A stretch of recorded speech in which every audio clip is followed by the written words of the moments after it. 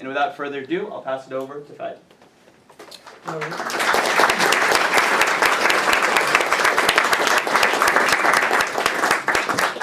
So, thank you all for being here. It really means a lot to me to have you, and hopefully we can have a very honest discussion between us. Before I begin to speak, I want to thank everyone here. I want to thank Omar, because my freshman year here, my family told me, listen, you're coming from Palestine, don't get involved in politics, just focus on your studies. And this is the guy that got me into politics on campus, at least. So I want to thank him. I want to thank Mr. Jones for many things. He had a lot of contributions to humanity, but one thing meant a lot to us as freedom riders. He wrote an opinion piece in the Huffington Post on the freedom rides and the relationship between what's happening in Palestine and what is happening and happened in the US during the civil rights movement. He wrote this piece prior to the freedom rides themselves. We were all of us, were under a great threat of being imprisoned. No one knew who we were, except the Israeli intelligence agencies and ourselves. And had that opinion piece not been written and our idea, our movement not been given coverage beforehand, I am certain we would have all been arrested and physically abused. So thank you very much for that kind gesture. And I want to thank Professor Weiner because I actually use a lot of his research and the stuff I learned in class in our community organizing, especially the barriers to conflict resolution, that type of approach to dealing with other people when you're meeting with them. And a lot of times when we're having our group meetings, the youth movement in Palestine, we use that approach to get through difficult obstacles by using the steps delineated. So thank you all, and it's really a great honor to be here amongst you. So this is how I want to go through this talk, and again, I'm going to try and make it as short as possible so that we can interact with each other. The first thing I want to do is speak about our moral compass. What guides us, what helps us move forward, and what we are trying to achieve. After that, I'm going to speak about the freedom rights. I'm going to speak about where the idea came from, why it was necessary in Palestine, what we were seeking to achieve, and then a little bit about what happened. And I'm going to end by giving you a summary picture of what the basically popular resistance or youth movement in Palestine is doing today on the ground, and how it looks, what it plans to do, and how I think the future will look, the future of this movement will look. And so let me begin. Our moral compass is based on three things, three objectives or principles is a better word. The first is freedom. And by freedom, we mean that we refuse to be forced to follow any laws, rules, or regulations unless we are all, as Palestinians, given the right through a fair and just process to participate in putting those laws in place. What that means is if there are military orders that say, for example, Palestinians are not allowed to have any political events that have more than 10 people, and if they do, we're going to arrest them, we believe that's wrong. We believe that being forced to follow these type of oppressive laws is wrong. And the second principle we're guided by is the principle of justice. By justice, I think we broadly understand justice in two types of terms, two types of ideas. Justice in the first sense that everyone deserves equal rights, that there are a basic set of human rights, a basic set of rights that should be given to everyone equally, freedom of movement, freedom of free speech, and so forth. So equality in that sense. And the second meaning of justice as we understand it, which is that those who are worst off in society need to be given the opportunities to achieve their full potential, their aspirations. What that means is at least everyone should be given equal access to education, equal access to healthcare, and that those who have suffered injustices in the past should be given a safety net so that they can move forward towards those aspirations. And the final thing is human dignity. And human dignity, I think we all intrinsically understand what human dignity means. I think the best way to know whether or not you're treating a person in a way that can be called, you're treating a person in a dignified way, is that you know that you're complying with the Universal Declaration of Human Rights, for example, that you are not humiliating the person across from you, that every person is given equal opportunity to pursue their potential, to pursue their happiness. So that's our moral compass, and my assumption is that everyone has a similar moral compass. Am I correct? Yes. All right, that's good. So we're off to a good start, at least. So we all agree on where we want to go then. We want to establish a social system or a social contract that provides everyone, everyone regardless of their ethnicity, regardless of their religion, regardless of their beliefs, regardless of their gender, with these three things: freedom, justice, and dignity. The question is, how do you move towards achieving that goal? There are clearly many power structures in the world today, and specifically in Palestine, that are preventing the Palestinian people from living a life with freedom, justice, and dignity. And it's a challenge. It's a challenge because the power structures are very complex, the imbalance of power is large. And I think there's not enough time to go through all the different power structures and so forth, so I'm going to focus on one simple idea that sought to challenge one simple aspect about the power balance within the West Bank. And that's the freedom rights. So the idea of the freedom rights, I'm sure most of you here know what the freedom rights are, how they began in the US. During the Civil Rights Movement, African Americans and white Americans decided to challenge the segregatory laws in the Jim Crow South by boarding buses and traveling through the South together, and basically challenging these laws, this civil disobedience. And they were arrested. In one case, they attempted to burn the bus while these freedom riders were inside. In other cases, they were arrested, and actually dozens of freedom riders were arrested. But in the end, that struggle led to the ending of segregation on public transportation in the South. It was a big success, and it was something that a lot of people participated in, regardless of their ethnicity, regardless of their race. And it's something that was also started by young people. You know, it wasn't something that was done by the older generation. It was something that college students participated in, planned, and were the main fuel of. So, and it was the 50th anniversary of the freedom rights, when we had our own freedom rights. But the situation in Palestine, although there is segregation, it's not similar. It's not the exact same. It's not a copy. What exists in the West Bank now is what I would like to call a matrix of control. This matrix of control can be seen from three different perspectives. A legal matrix of control. What that means is that there are about 500,000 settlers living in the West Bank and close to 2.3 million Palestinians. But they both are forced to follow different legal systems, different legal structures. So for example, the settlers, they have Israeli laws, they have rights as Israeli citizens, and so forth, whereas the Palestinians in the West Bank are forced to comply with Israeli military orders, the system of occupation. And military orders are simply orders given by the military general that's running the West Bank. And so, for example, there's a Military Order 101 that I mentioned previously, which says that Palestinians are not allowed to organize protests or political gatherings of more than 10 people. And if they do, then they will be arrested. That, the military can arrest them for doing that. And they could, of course, be put under administrative detention, which means they could be held for 6 months, 12 months, 2 years, 5 years, so forth, without knowing what they're being accused of in prison. One of my close friends, a mentor of mine, from a village called Nabi Saleh, his name is Basim al-Tamimi.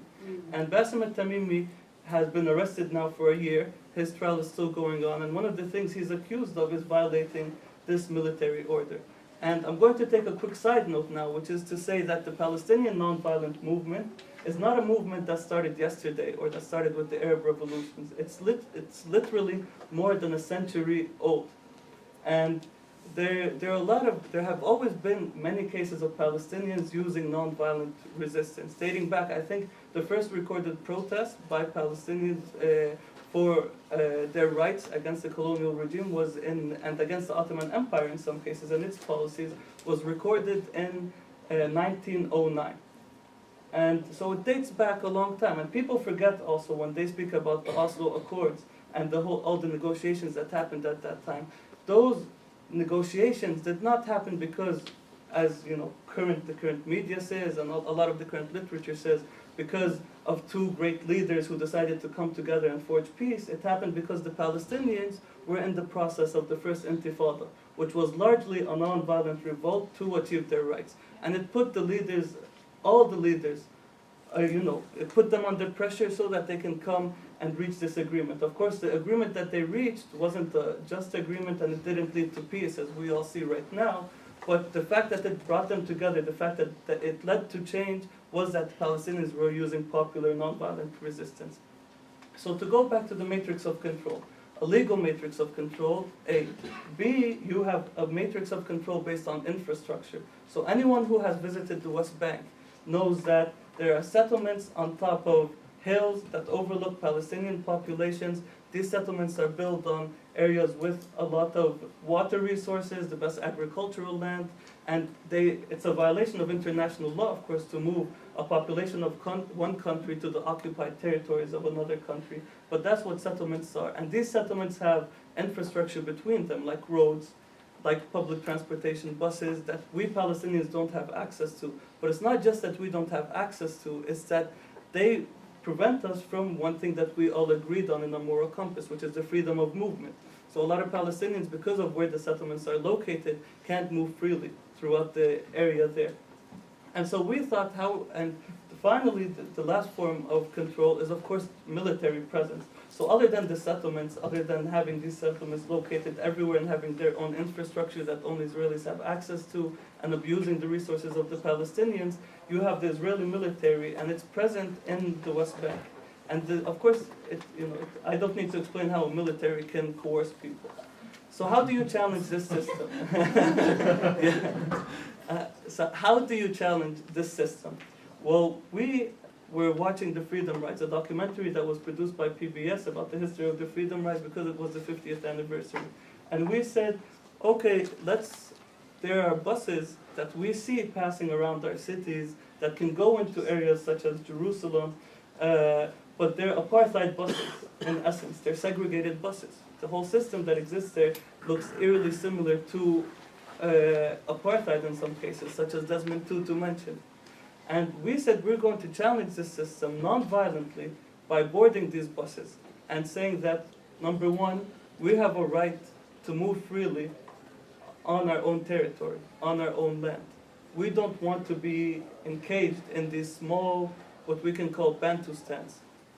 The second goal we were trying to achieve was to say we have a right to travel to Jerusalem. So we boarded a bus heading to Jerusalem. Palestinians living in the West Bank are largely prevented from entering Jerusalem. And of course, the last thing we were trying to say was we wanted to put attention, global attention, onto these bus companies. So one bus company, it's called Eged, it's an Israeli bus company, but they have contracts in the Netherlands, they have contracts to run buses in Poland, and we wanted to say, as long as these buses violate basic human rights, as long as they violate international law by working within these territories, these occupied territories within the settlements, we want other countries to understand these violations and to, in essence, divest from them. And there's another company called Veolia, which also runs buses in the West Bank, and also runs the Stanford Marguerite, unfortunately. I realized the other day as I got onto the bus. So I was about to have freedom rides on the Stanford Marguerite. But, and these companies, it's important to put pressure on them because in the end, when as a nonviolent activist, you want to achieve two things. The first thing is that you want to show the other side that you're human, and you want to show the other side that you are seeking objectives, you are working to achieve values that are values that all humanity hold dear.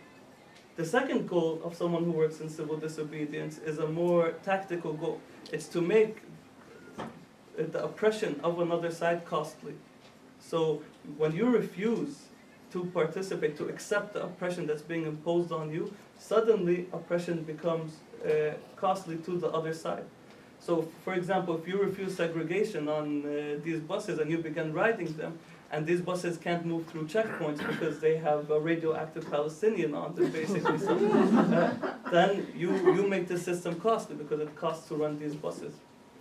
And of course, the final goal that we were seeking to achieve through the Freedom Rides was getting the attention of people like all of you, American citizens who, in some way or another, don't understand what's happening, the violations of human rights that are happening within Palestine. And we also hoped that on the Israeli side, that many Jews living in Israel would see these types of violations of people's rights, would see how we were treated as freedom riders and say, we don't believe in this system. This system violates our moral values. And so we decided to get on a bus. And this was actually, it's not as simple as getting on a bus. The first thing is that most of the settlers living in the West Bank are armed. So we had to actually, before we had the Freedom Rides, we had to scout out a few bus locations we wanted to get on, and there were bus locations where literally 100% of the settlers getting on were carrying machine guns. And of course that's a risk we were willing to die to achieve our rights, but we wanted to make sure that we were taking the minimal amount of risks. So we found a location near a settlement. Now the second challenge, of course, is, like I said, a lot of the infrastructure, the roads, the streets, you have a wall, it's difficult to get to these bus stations. But in the end, we found a bus station that we could go to. When we got to, and we traveled, we decided the first Freedom Ride were going to be done by 6 people. 6 people who had a lot of experience in nonviolence, people who understood how to get hit and not respond, people who knew the law so that if we were in prison, we knew what our rights were.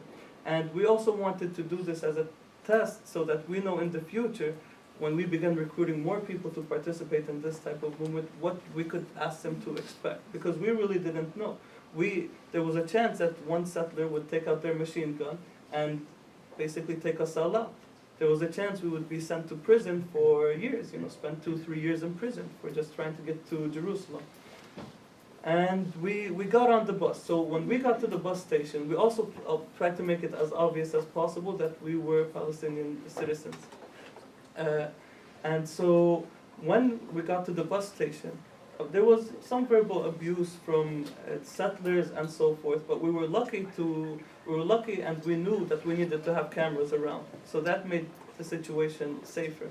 And the media attention that the Freedom Rides got, thanks to Mr. Jones's op-ed and other things, ensured that we had enough media outlets covering the story for it to be, for it to be shown.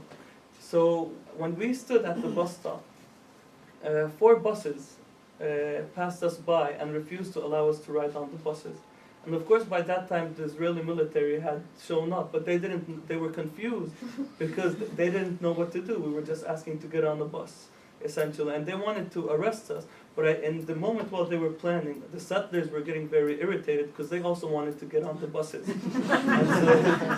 and so many of the settlers, began complaining to the soldiers, to the Israeli border security and so forth, saying, stop a bus for us, let us get on. And they stopped the bus far away from the bus stop where we were, but we had anticipated that, and so we ran and got on the bus. And when we got on the bus driver was confused. He tried to tell us to go down. We said, we are here non-violently. We believe in X, Y, and Z. We believe that all people should be treated equally. And we sat down. And at that moment, as the bus began driving away, we realized that we were surrounded by about 7 Israeli Humvees. Each Humvee has 6 soldiers in it. So we knew that we weren't going to achieve our objective of entering Jerusalem, but we knew that we were going to be arrested. They stopped us at a checkpoint about 15 minutes away from where the bus left out. And at that checkpoint, because of the media presence, what happened is they took us to an empty parking lot, and they kept us in the bus for about 5 to 6 hours until it got dark. And they began giving all the vehicles that had press inside of them parking tickets. They told them, you're not allowed to park here, so they gave them parking tickets. And a lot of the media began to leave. But a few remained. And when it did get dark, they turned off the lights in the bus, and the Israeli soldiers boarded the bus and said, you are under arrest. And one of my fellow freedom riders asked him, what are we under arrest for? And he didn't know what to answer. And they kept us, and they began then violently pulling us off the bus.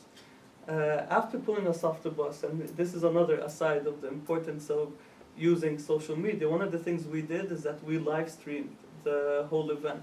So online there were about 10 to 20,000 people watching our arrest live, as well as 150,000 people who had signed a petition, for our release or supporting us. And this was even before the actual event had happened. And so they took us to a military, basically prison, and they were interrogating us. I was interrogated by the Israeli intelligence forces, and the Shabak, they're called. And eventually they saw this nonviolent approach, this Palestinian popular resistance. They saw it as a big threat to them, to the type of system that they want to maintain on the ground. And it's because we were not only disrupting the physical system or the legal system, it was also because we were disrupting the morality of how this conflict is viewed abroad. We were disrupting the moral system. Our moral compass through an event like this was so clear that it was hard to argue with us. And eventually, due to political considerations, about 8 hours after our arrest, they got a call from someone high up. And since our freedom rights were getting so much media attention, they decided to release us, to kind of minimize their losses, their diplomatic losses. And so that was the freedom rights, and more freedom rights will happen for sure, and more acts similar to the freedom rights will happen until we achieve our eventual goals of freedom, justice, and dignity. But what is this movement? What is this movement that's rising up in Palestine? The first thing to understand about this movement is that it's very organic. It's not a hierarchical type of movement. Palestinian communities all around the West Bank, Gaza, living within the borders of Israel, even in refugee camps, there's a new generation of Palestinians that's rising, and they're beginning to refuse to accept this status quo. And they're beginning to challenge the structures of power that exist within their communities. And this has been happening on and off for a long period of time, where Palestinian communities, every new generation of Palestinians, begins to challenge the status quo. And we're beginning to network with each other. It's very difficult for Palestinians to communicate with each other because of all the physical barriers that exist between us. If you're a Palestinian living in the West Bank and Ramallah, it's very difficult for you to get in touch and reach a Palestinian living in Hebron because of the checkpoints and the matrix of control. Mind you, it being impossible to communicate directly, at least physically, with someone living in the Gaza Strip, which is suffering from a long siege. And it's even more difficult to go to Lebanon and communicate with Palestinian refugees living in Lebanon. But now, at this period in time, all these different communities, all these small groups of people who are struggling for their rights, whether in small rural villages like in Nabi Saleh, Budrus, and Bil'in, whether in refugee camps like Ain al-Hilwa or Shatila in Lebanon, whether living in Gaza or living in cities in the West Bank. Now we have a new virtual world to communicate within, and we're beginning to coordinate with each other.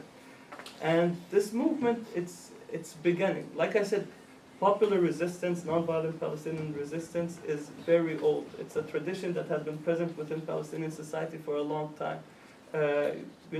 Farmers living in the village of Beit Jala in the first Intifada hid cows from the Israeli soldiers for about 3 months.